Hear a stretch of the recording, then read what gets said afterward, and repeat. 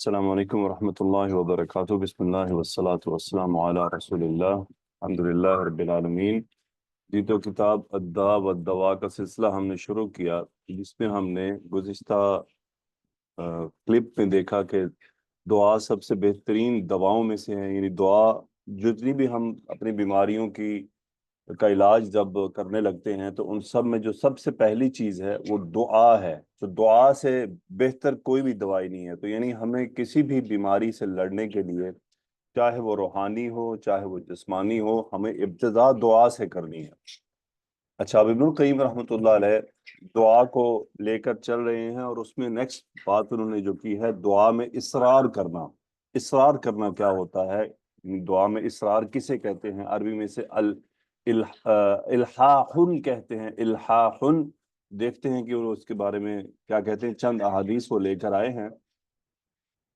پہلی حدیث انہوں نے یہ پیش کیا کہ قال رسول اللہ صلی اللہ علیہ وسلم من لم يسأل اللہ یغضب علیہ، جو اللہ تعالیٰ سے نہ مانگے اللہ تعالیٰ اس پر غصہ ہوتا ہے۔ پھر مزے کی حدیث ہے یہ۔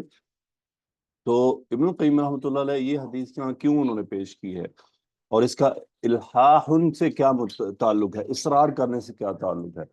بیسیکلی یہ تو ابتدا ہے، یعنی حدیث جو لی ہے انہوں نے یہ کہ دعا کی ابتدا، دعا جب دعا ہی نہیں ہے تو الحاح کیسے ہوگا، انسان اصرار کیسے کرے گا؟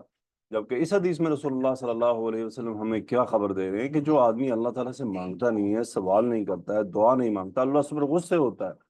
اب سوچنے کی بات ہے کہ اللہ تعالیٰ اس پر کیوں غصے ہوتا ہے، کیا وجہ ہے غصے ہونے کی؟ کوئی آدمی دعا نہیں مانگ رہا ہے، کوئی مانگ نہیں رہا، کیونکہ دعا نہ مانگنا تکبر کی علامت ہے۔ دعا نہ مانگنا تکبر کی علامت، دعا نہ مانگنا کیسے تکبر کی علامت ہے؟ تو قرآن مجید کی آیت میں ہی واضح ہے کہ الذین یستکبرون عن عبادتی، جو اب یہاں وہاں پر علماء مفسرین نے عبادتی میں اس کو دعا کے معنی میں لیا ہے کہ جو دعا کے معاملے میں تکبر کرتے ہیں، اللہ سے مانگنے میں تکبر کرتے ہیں۔ یعنی انسان اللہ تعالیٰ سے کب نہیں مانگے گا؟ انسان اللہ سے تب نہیں مانگے گا جب وہی سمجھے گا اس کے پاس تو سب کچھ ہے، اسے کیا مانگنے کی ضرورت ہے؟ یا وہ یہ سمجھ لے کہ بس اللہ، میں تو اللہ کا بندہ ہوں، اس نے تو مجھے دینا ہی دینا ہے، میں کیوں مانگوں اللہ تعالیٰ سے؟ تو یہ ہر کیفیت تکبر کی علامت ہے۔ تو بعض لوگ دعائیں نہیں مانگتے ہیں تکبر کے سبب، تو اللہ تعالیٰ ان لوگوں کو ہدایت عطا فرمائے، ہمیں بھی اللہ تعالیٰ دعائیں مانگنے کی توفیق عطا فرمائے۔ دوسری جو روایت انہوں نے پیش کی ہے کہ جو انسانی دعا مانگتا رہتا ہے وہ کبھی بھی ہلاکت کا شکار نہیں ہوتا۔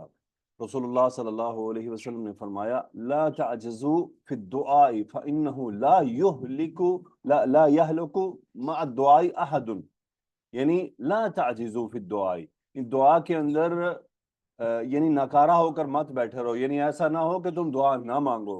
فإنه لا يهلك، یقیناً وہ آدمی ہلاک نہیں ہوتا جو دعا مانگے، یعنی لا یہلک مع الدعاء احد، کہ دعا کے ساتھ کوئی بھی ہلاک نہیں ہوتا، یعنی جو آدمی دعا مانگتا رہے وہ ہلاکت کا شکار نہیں ہوتا۔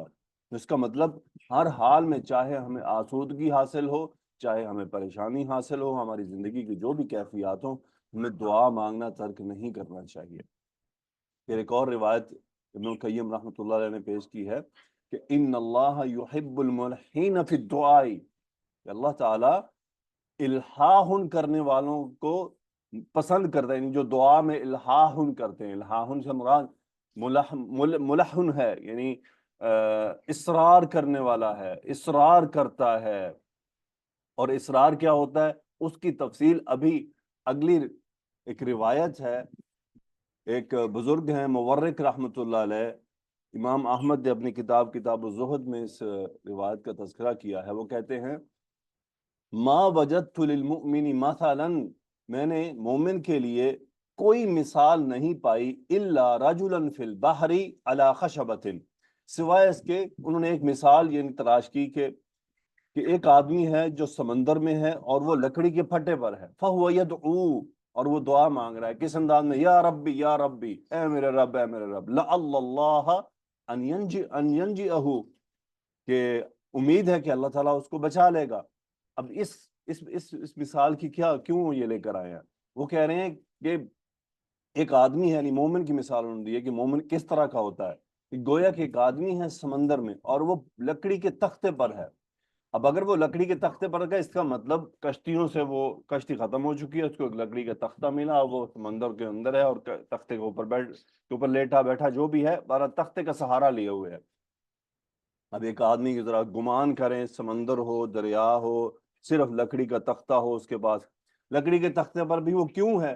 کیونکہ اسے تیرنا نہیں آتا، اسے کچھ بھی کرنا نہیں آتا، ارد گرد اس کو کوئی کشتی نظر نہیں آ رہی۔ اب وہ کیا کر رہا ہے؟ فَهُوَ يَدْعُو، مومن ہے، یعنی مومن ہے تو وہ کیا کرے گا؟ وہ اللہ تعالیٰ سے اس کی دعا کی کیا کیفیت ہوگی؟ ذرا تھوڑی دیر کے لیے ہم آنکھیں بند کر کے اس فکرے کو، اس جملے کو سوچیں۔ اب وہ اصرار کرے گا، یہ ہوتا ہے اصرار۔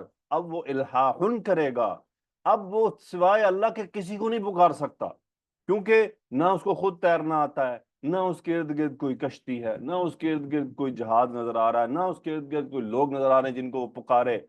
اب جو اس کی پکار ہوگی، اب چونکہ مومن ہے، کافر ہو تو الگ بات ہے، مومن، اسی لیے وہ کہہ رہے ہیں مومن کی مثال، مومن کے لیے انہوں نے مثال دی ہے یہ، کہ اب اس کے پاس کوئی آپشن نہیں ہے سوائے اس کے کہ وہ اللہ تعالیٰ کو پکارے۔ اور ایسی پکارنے والے کو یہ کہہ رہے ہیں لعل اللہ ان ینجیہ، امید ہے کہ اللہ تعالیٰ اس کو بچا لے گا۔ یعنی اب ہم ہر طرح کے فتنوں کا شکار ہیں اور ہوتے ہیں، اور ہر دور میں انسان ہوتا رہا ہے، مسلمان ہر دور میں فتنوں کا شکار رہا ہے۔ تو اب ہم اندازہ کریں، ہم پر فتنوں کی ہوائیں چل رہی ہیں ہر طرف سے، اس صورت میں ہماری کیا بچت ہے؟ ہماری یہی بچت ہے کہ ہم اللہ تعالیٰ کو پکاریں اور اصرار کے ساتھ پکاریں۔ یعنی یہ نہیں کہ بس صبح میں نے کہہ لیا تھا یا مقلب القلوب ثبت قلبی علی دینک، اور پھر پورا دن میں نے بولا ہی نہیں، مجھے یاد ہی نہیں رہا۔ نہیں، مجھے اللہ تعالیٰ سے بار بار یہ بات کرنی ہے، مجھے اللہ تعالیٰ سے بار بار اللہم انی اسألک العفو والعافیہ، اللہم انک عفو تحب العفو فاعف عنی، یہ اس پر اصرار کرنا ہے۔ اللہم انی اسألک العفو والعافیہ فی الدنیا والآخرہ، اللہم انی اسألک العفو والعافیہ فی دینی و دنیای و اہلی و مالی، اللہم استر عوراتی، اور کتنی دعائیں ہیں۔ یہ سب دعائیں کیا ہیں؟ ان کا اصرار کرنا ہے۔ کچھ یہ جو ابھی میں نے آپ کے سامنے جو پڑھی ہیں، یہ وہ دعائیں ہیں جو اصرار طلب کرتی ہیں، جو واقعی ان کا اصرار ہونا چاہیے، یعنی جن کے اندر عافیت کا سوال ہے، جن کے اندر مغفرت کا سوال ہے، جن کے اندر دل کی ثابت قدمی کا سوال ہے، جس کے اندر نفس کی ثابت قدمی کا سوال ہے، ان کا اصرار کے ساتھ مانگا جانا چاہیے۔ اللہم انی اسألک الہدی والتقی والعفاف والغنی۔ تو اللہ تعالی ہمیں اصرار کرنے والوں میں سے بنائے، اللہ سبحانہ و تعالی ہماری دعاؤں کو قبول فرمائے۔